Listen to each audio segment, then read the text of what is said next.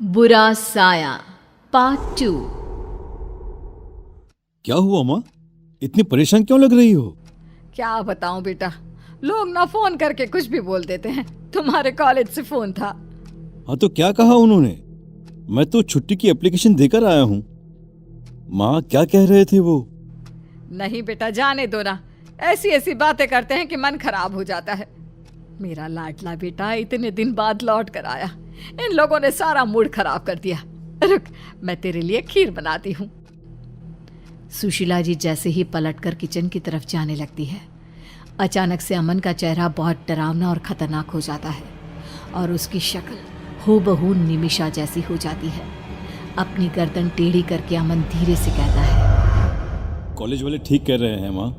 आपका बेटा तो कब का मर चुका है। यहाँ पर आपका बेटा नहीं बल्कि मैं, निमिषा। थोड़ी देर के बाद, ये ले, तेरी पसंद की खीर बनाई है, अब जल्दी से खा ले बेटा। मैं बस अभी रसोई में बर्तन धोकर आती हूँ। ठीक है माँ, मैं ये सारी खीर खा लेता हूँ। मुझे तो खीर वैसे भी बहुत पसंद है। सुशीला जी रसोई से बाहर आती है। ला जल्दी से ये बर्तन दे दे मुझे। सुशीला जी अमन के हाथ से खाली कटोरी लेकर रसोई में धोने के लिए जाती है। तभी उनकी नज़र कटोरी पर पड़ती है। उसमें बची हुई चावल लाल हो चुकी थी। अरे ये क्या, मैंने तो अमन को खीर खाने के लिए दी थी, लेकिन खीर के बचे हुए 2-4 चावल लाल रंग के कैसे हो गए? कहीं अमन के मुंह में कोई चोट तो नहीं लगी?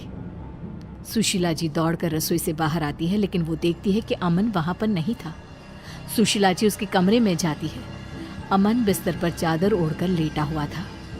लगता है बहुत थक गया है, नींद आ गई है।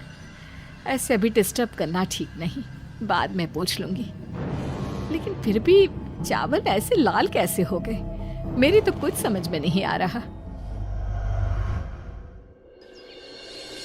अगली सुबह जब सुशीला जी अमन के कमरे की तरफ जाती है तो उनकी नज़र बिस्तर से नीचे लटक रहे लंबे बालों पर पड़ती है। हे भगवान, ये क्या है? अमन के कमरे में किसी लड़की के लंबे लंबे बाल? ये कौन है? अमन! क्या हुआ माँ? अरे इतनी जोर से चिल्ला क्यों रही हो? अभी यहाँ तुम्हारे बिस्तर पर किसी लड़की के लंबे लंबे बाल थे, बेड से नीचे लटक रहे थे बेटा। माँ आपने जरूर कोई बुरा सपना देखा होगा। ऐसा तो कुछ भी नहीं है। यहाँ पर तो मैं हूँ, देखिए, और कोई नहीं है मेरे अलावा। पता नहीं बेटा क्या हो रहा है। तेरे कॉलेज वालों ने जब से बताया है कि आपका बेटा मर चुका है, तब से बहुत डर गई हूँ। मैं कल से बस वही सब सोचने में लगी हुई थी। शायद इसलिए मुझे ऐसा लगा होगा। तो असली बात ये है, इसलिए आप इतनी परेशान हैं। माँ मैं बिल्कुल ठीक हूँ, कुछ नहीं हुआ मुझे। भगवान तुझे हमेशा खुश रखे बेटा। पूरा दिन निकल जाता है। रात को लगभग 10 बजे सुशीला जी के मोहल्ले में जोर जोर से शोर मचने लगता है। सुशीला जी घर से बाहर निकल कर आती हैं। अरे क्या हुआ? आप लोग इतना चिल्ला क्यों रहे हैं? अरे गजब हो गया, हमारे पड़ोस में रहने वाला महेश है ना, किसी ने उसे जान से मार दिया। अरे ऐसे कैसे? लेकिन इससे पहले तो कभी इस तरह की कोई घटना नहीं हुई। किसने मारा और कहाँ मारा महेश को? अरे सुशीला बहन, गर्दन काट कर खा गया है कोई। ऐसा लगता है जैसे किसी भेड़िए का काम है। भेड़िया? इंसानों की बस्ती में भेड़िया क्या करने के लिए आएगा? ये आप कैसी बातें कर रहे हैं भाई साहब? अरे सुशीला जी वो सही कह रहा है। खिड़की दरवाजे अच्छे से बंद करके सोइए। भगवान जाने कौन सी आफत आई है अब। जानती है, महेश के शरीर का सारा खून पी लिया था उस भेड़िए ने। सूखा कंकाल पड़ा मिला है। अभी थोड़ी देर पहले तो मैंने उसे देखा था। लगभग 8 बजे के आसपास दुकान से लौट कर आ रहा था और उसके बाद अपने ही घर के बाहर इस हालत में मिला है। भगवान भला करे, ऐसा कौन हत्यारा आ गया हमारे मोहल्ले में? अच्छे से दरवाजा बंद करके सो जाती हूँ। माँ आपको डरने की कोई जरूरत नहीं है, मैं हूं ना आपके पास। अच्छा ठीक है बेटा, तू अपने कमरे में जाकर सो जा, मैं भी जाकर सो जाती हूँ। सुशीला जी डर के मारे अपने कमरे में जाकर चुपचाप सो जाती है। अगली सुबह जल्दी उठती है और घर के काम करने लगती है। अमन अभी तक अपने कमरे में सोया हुआ था। सुशीला जी कपड़े धोने लगती है और तभी अचानक उनकी नजर अमन की शर्ट पर लगे खून के धब्बों पर पड़ती है। ये आजकल क्या हो रहा है? कहीं अमन को कोई बीमारी तो नहीं हो गई? पहले उसकी कटोरी में खून था और अब उसकी शर्ट पर खून के धब्बे लगे हुए हैं। आखिर बात क्या है? जाकर देखती हूँ। सुशीला जी चुपचाप अमन के कमरे की तरफ गई। उन्होंने देखा कि बेड पर कोई लड़की थी जिसके लंबे लंबे बाल लहरा रहे थे। उसका चेहरा दूसरी तरफ था। ये देखकर सुशीला जी बुरी तरह से डर जाती हैं। कौन हो तुम? कौन हो? और यहाँ मेरे बेटे के कमरे में क्या कर रही हो? तभी अचानक से वो लड़की पलट कर देखती है। वो लड़की और कोई नहीं बल्कि निमिषा थी, लेकिन आवाज अमन जैसी थी। निमिषा अमन की आवाज में बात करती है। क्या हुआ माँ? आप इतनी हैरान क्यों हैं? आप चाहती थी ना मैं लंदन से वापस आ जाऊं, तो मैं आ गया, लेकिन मरने के बाद। पागल हो गए हो तुम? और तुम कौन हो? तुम्हारा चेहरा मेरे बेटे से मिलता है। कहाँ है मेरा अमन?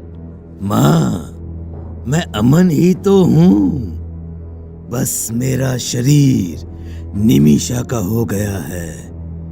ये निमिषा मुझे लंदन में मिली थी और जानती हैं, वो मर चुकी थी।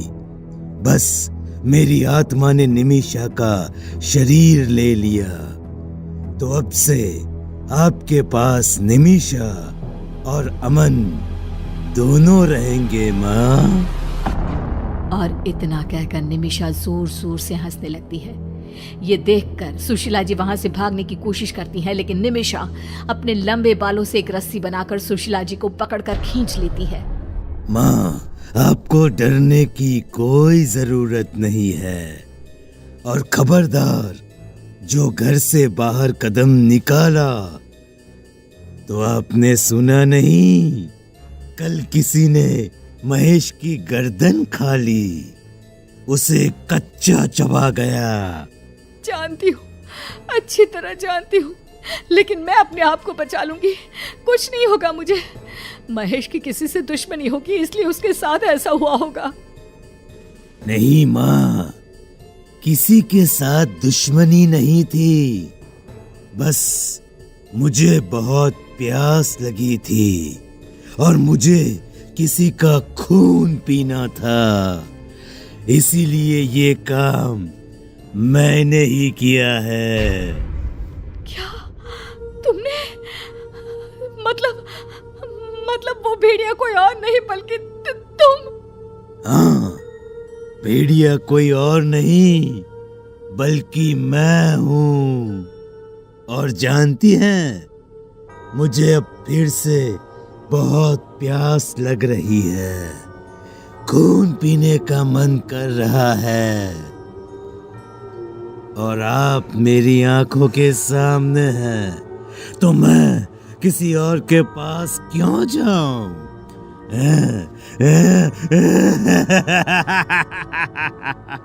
इसके बाद निमिषा एक झटके से सुशीला जी की गर्दन काट देती है और उनका खून पी जाती है। और उसके बाद वो हमेशा के लिए एक बुरा साया बनकर अमन और सुशीला जी के घर में रहने लगती है।